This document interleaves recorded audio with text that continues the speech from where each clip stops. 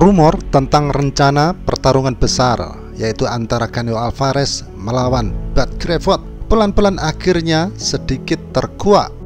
Hal itu terlihat dalam konferensi pers pertama mereka saat dalam laga Canelo versus William School beberapa hari kemarin.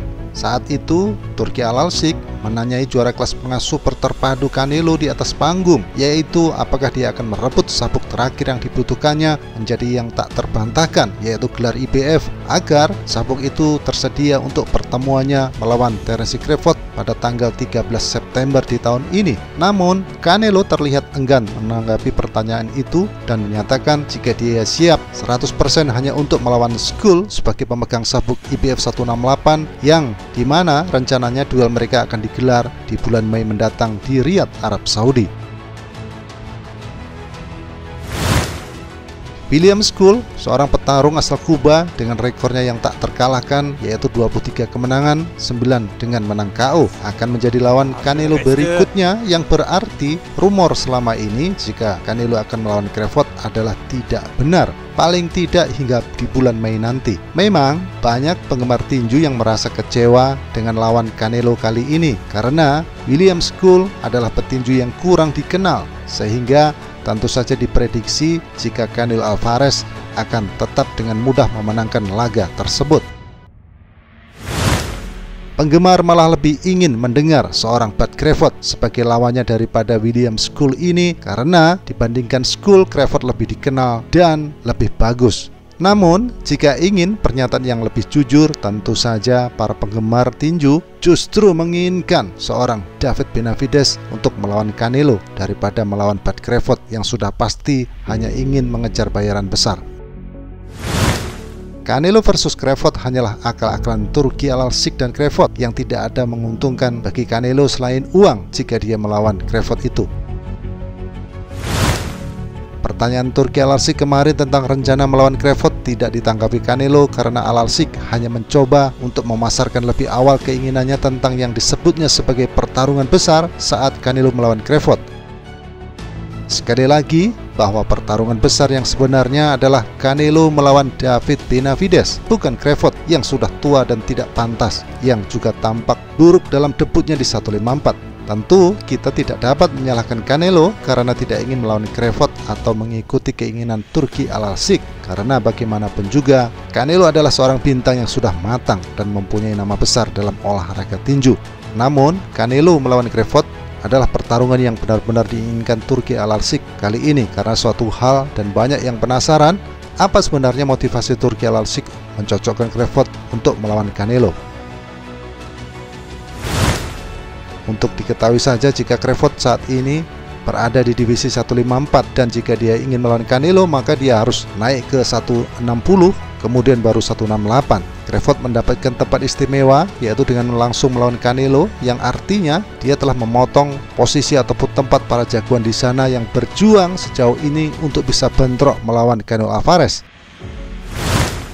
Seharusnya Crawford harus membuktikan dulu apakah dia layak di 168, yaitu dengan melawan Oleiles Iglesias, David Morrell, Pacheco ataupun Christian Billy, bahkan seorang Janibek Alimkhanuly. Jika Crawford mampu melewati orang-orang itu, maka baru bisa dia mendapatkan tempat untuk melawan Canelo Alvarez. Crawford ini adalah petinju yang sudah tua dengan usianya yang menginjak 37 tahun dengan hanya bertarung sekali dalam setahun, dan kini dia sudah lama beristirahat, tentu saja hanya untuk bisa bertarung melawan Canelo di bulan September.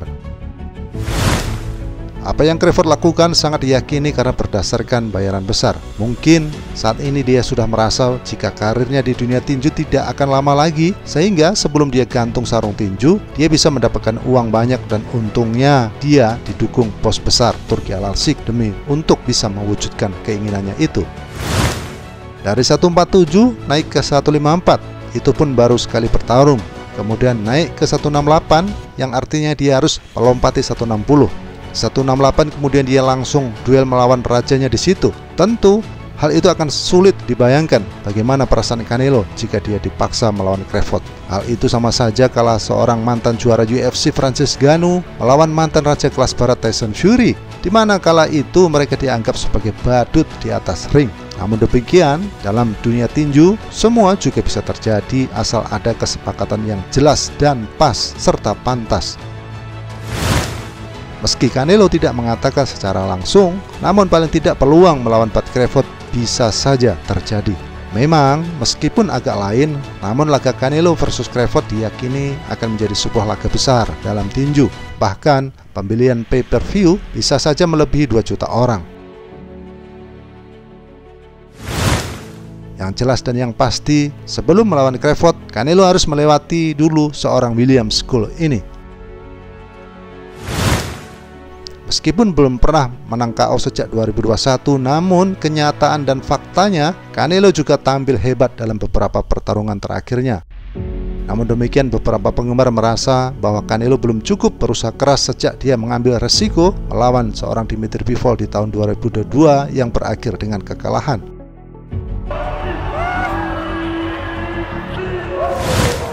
Selama negosiasi untuk kelima pertarungan terakhirnya, ada satu nama yang muncul tetapi tidak pernah mendapat tanggapan dari Canelo, yaitu William School ini. School telah menjadi penantang wajib untuk sabuk IBF 168 milik Canelo selama beberapa waktu. Sebaliknya, Alvarez justru melepaskannya dan memilih untuk tidak melawan School yang memang kurang dikenal. Setiap kali nama William School muncul dalam rumor, penggemar sangat penasaran dan tidak dapat menahan diri untuk bertanya-tanya, apakah Canelo benar-benar akan melawan School ini?